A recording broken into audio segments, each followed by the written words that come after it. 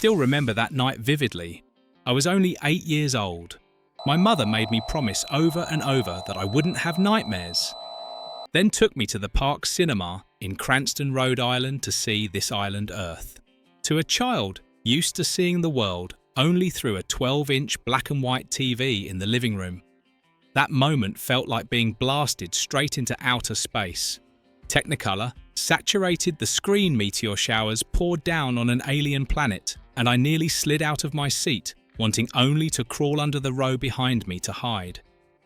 However, as the innocence of childhood faded, I re-watched the film and realized that behind those mystical Technicolor frames was not magic, but a haunting reality.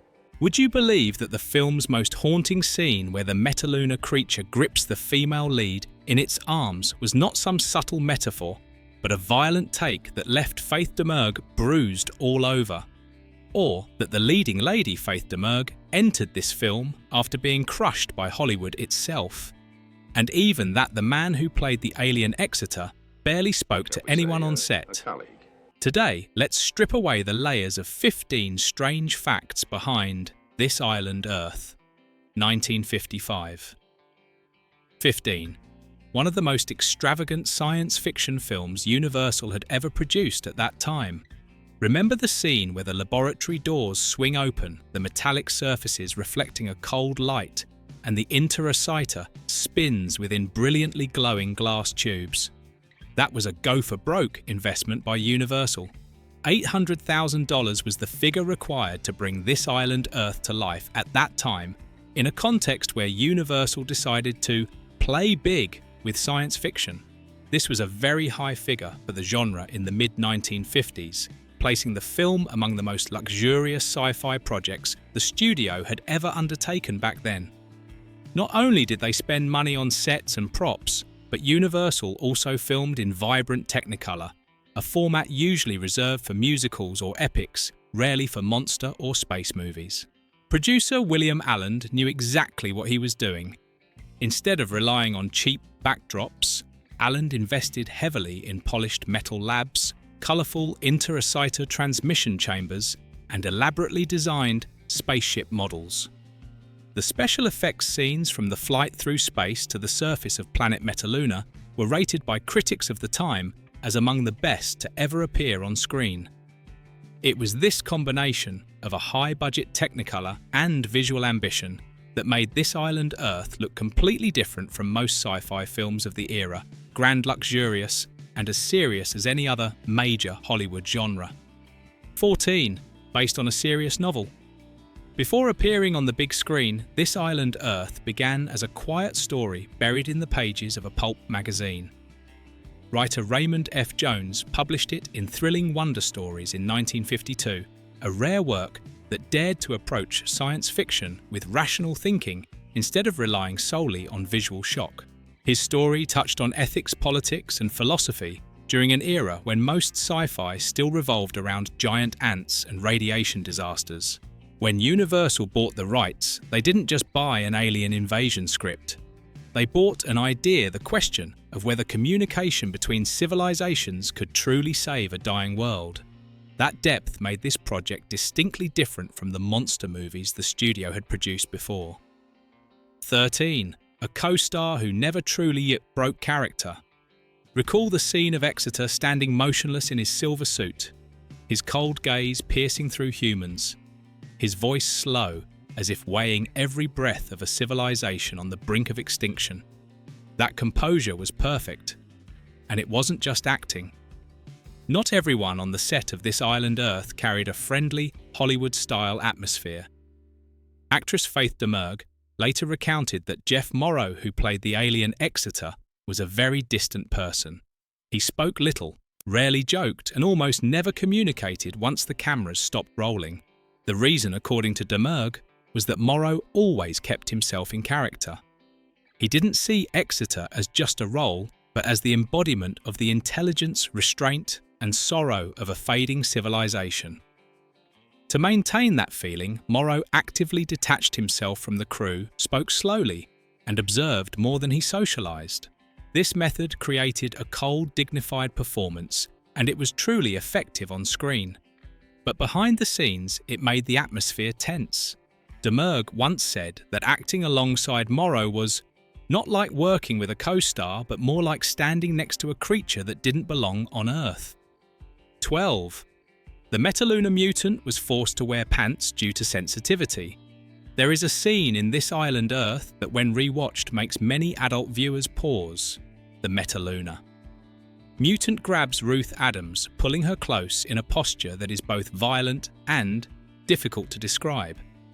Its upper body is pure biological nightmare, a distorted head, bulging eyes and curved claws. But from the waist down, it wears a very decent pair of pants. That detail was not in the script at all. Originally, the lower body of the creature was designed in a complete biological style, continuing its insect-like anatomy. However, once production began, the rubber legs kept tearing, the moving joints jammed, and having an actor in that suit come into direct contact with the female lead.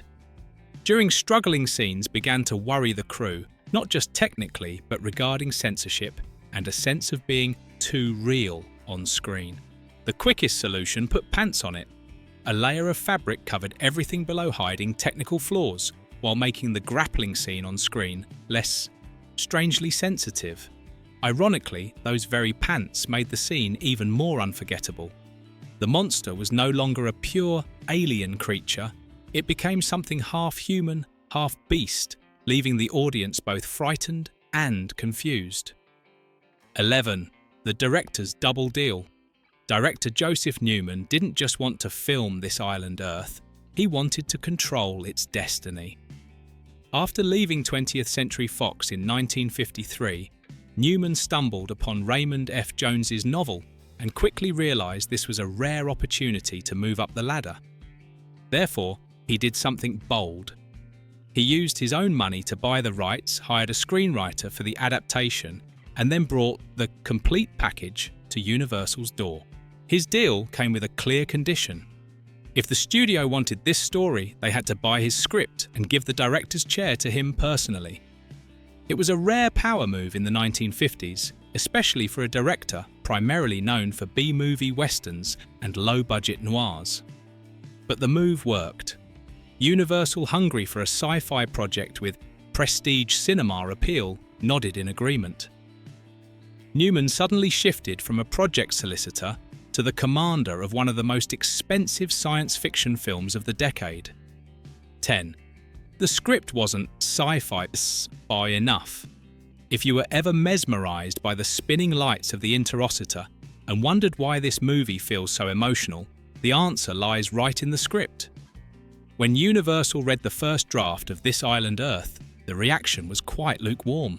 Producer William Alland, the man behind Creature from the Black Lagoon, thought the story was too dry, too rational, and lacked a clear emotional anchor.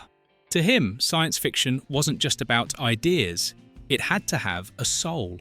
Allen's solution was an unexpected choice, inviting Franklin Cohen, a screenwriter specializing in detective stories with absolutely no sci-fi background.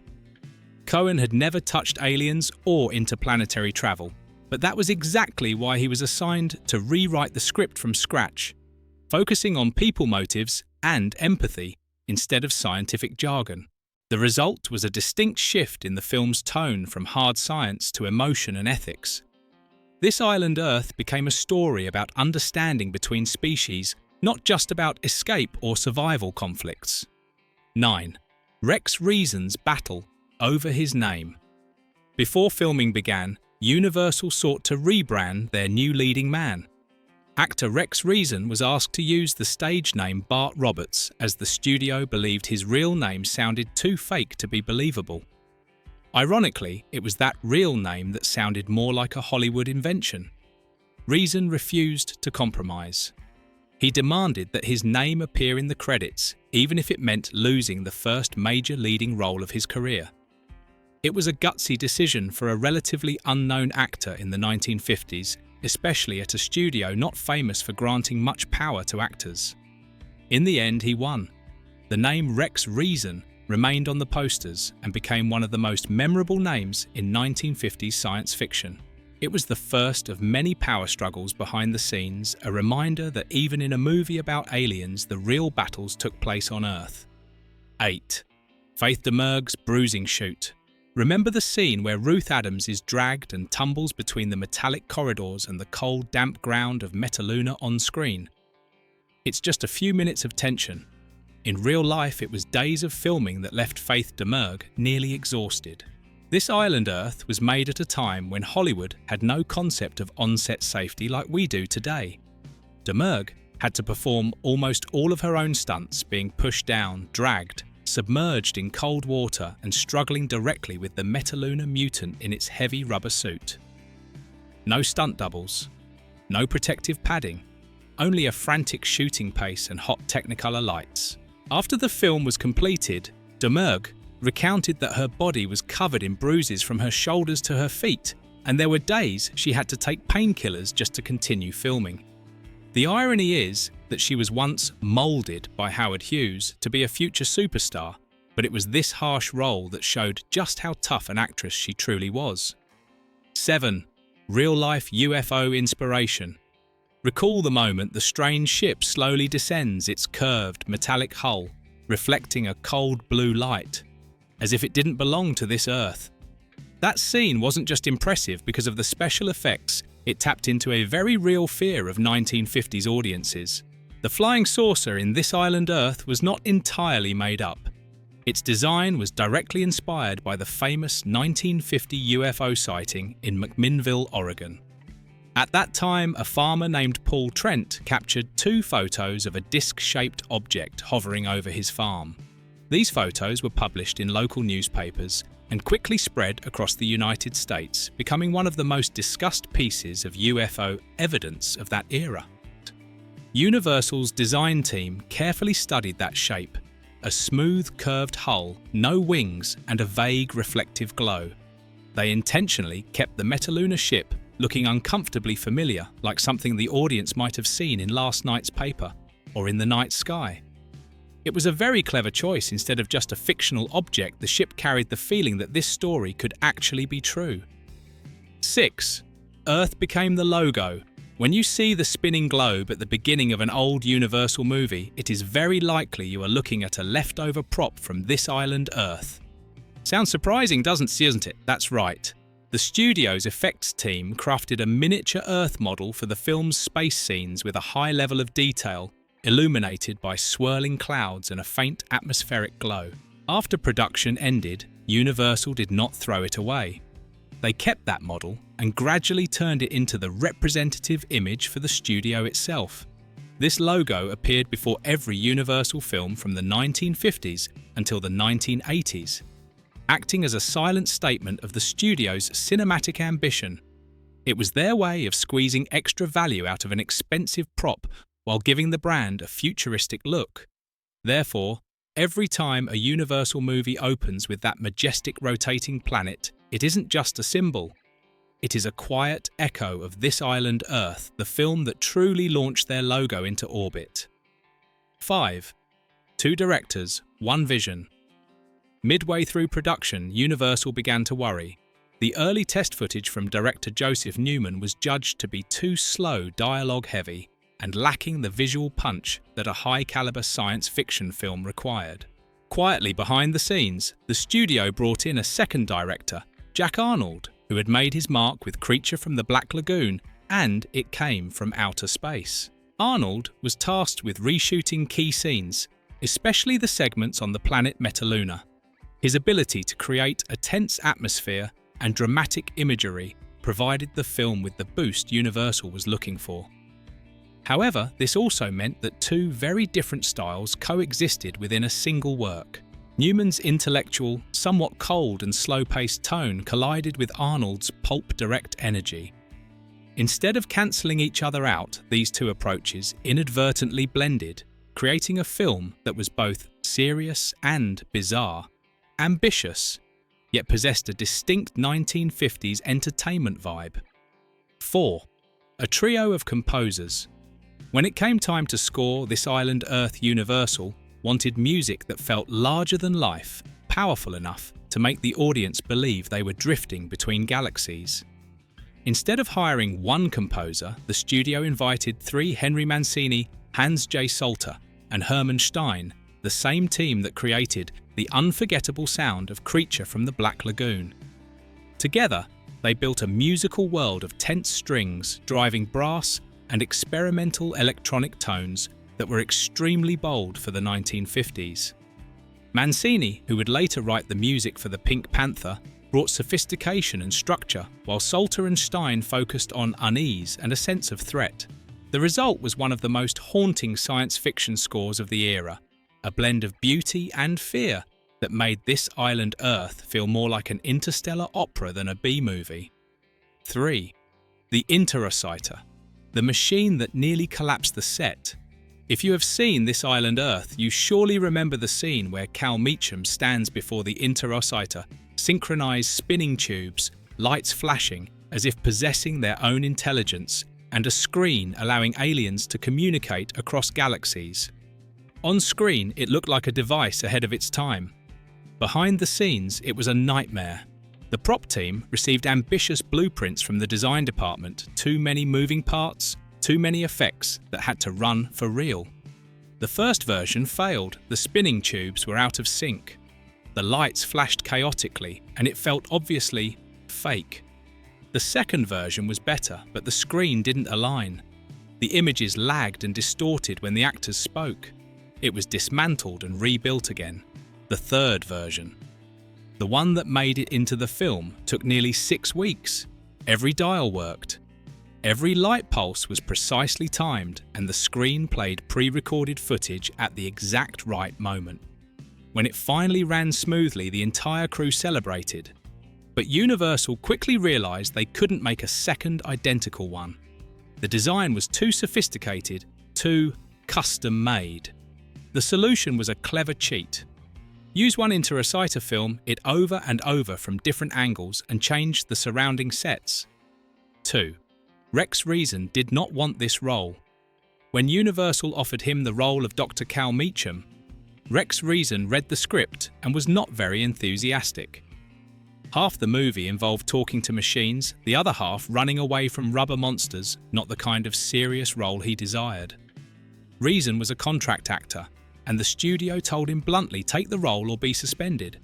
So he stepped onto the set with the mindset of just getting the job done.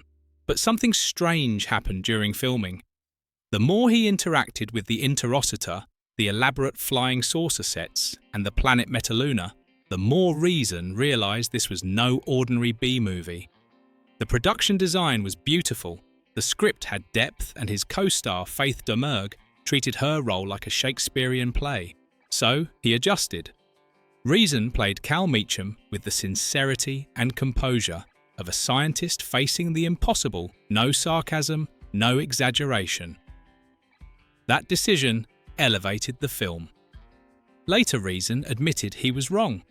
When asked which role made him most proud, he simply smiled and replied, "The interocitor." 1. Faith Domergue carried the title of Hollywood royalty but was cursed by circumstance. Howard Hughes discovered Faith Domergue, molded her star power, and then controlled her to the point of paralyzing her career. By the time she came to This Island, Earth Domergue had endured a series of cancelled projects and broken promises. Universal cast her almost out of contractual obligation, not out of faith. But Domergue did not waste the opportunity. She treated Dr. Ruth Adams like a real scientist, studying technical jargon, correcting scientific errors in the script, and pushing back against moments that were too melodramatic. That seriousness anchored the film to the ground. You believe Ruth is a scientist before she is a lover. After the film, her career did not explode as it should have. But Domergue once said this was one of the few times Hollywood allowed her to be intelligent, capable, and necessary. And the film was better because of it. So what about you? Which moment from This Island Earth, 1955, is the one you remember most? Leave a comment. And if you want to continue unlocking other deleted scenes from Hollywood's golden age, don't forget to like, subscribe, and turn on the notification bell. You will be surprised by what Hollywood has kept hidden from you for decades.